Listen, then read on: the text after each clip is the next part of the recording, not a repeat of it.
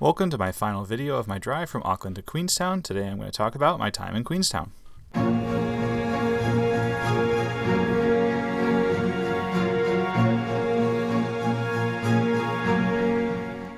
I stayed at the Juicy Pod Hotel in Queenstown, and it had a restaurant, and I felt there was enough space for me. I'm 6 foot, and it's enough for me to just sleep in this pod.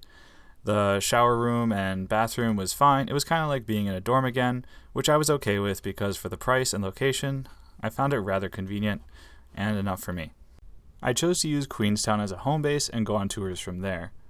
The first tour I intended on going on was to Milford Sound. I was really looking forward to this, but unfortunately the weather ended up closing roads, so the actual trip was canceled, so I spent the day in town and ended up eating dinner at the restaurant at the top of the mountain that overlooks Queenstown. The view from the top was quite fantastic, and the food was okay, but it wasn't the best food that I had on the whole trip, but the view definitely made up for it. The night views were incredible, although it was really, really cold at this point, being that far south, at night, up at elevation, with wind. Thankfully, the weather picked up the following day for my excursion to Mount Cook.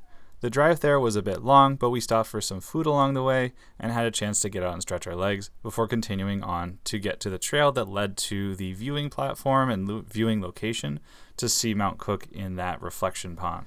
I do recommend if you go, you walk very promptly to get to the viewing platform. We did have a lot of time there, but I myself wanted to get as many photos and just relax and look at this beautiful scene. So I walked fairly quickly, although carefully. It's cold, but if I'm moving, I'm fine. And this bridge is moving a lot, and it's covered with ice, which is a great combination. So, yeah.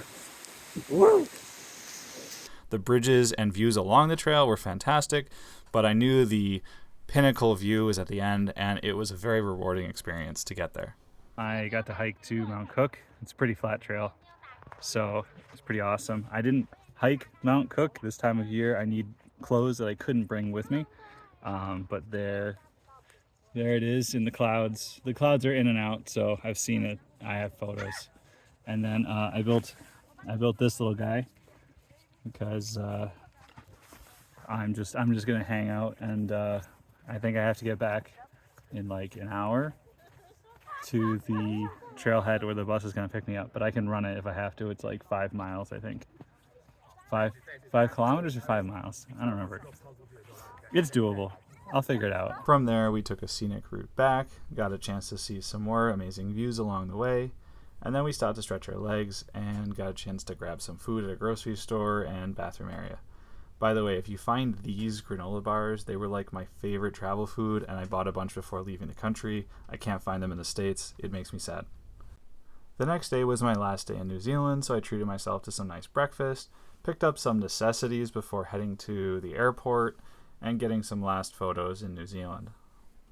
And from there, I headed off to my next adventure. Thank you so much for following along this adventure. I hope in some way this inspired you to set your own goals, embrace random, and live your adventure, because going with the flow sometimes takes you to the most amazing places. Thank you again, and I hope you have a fantastic day.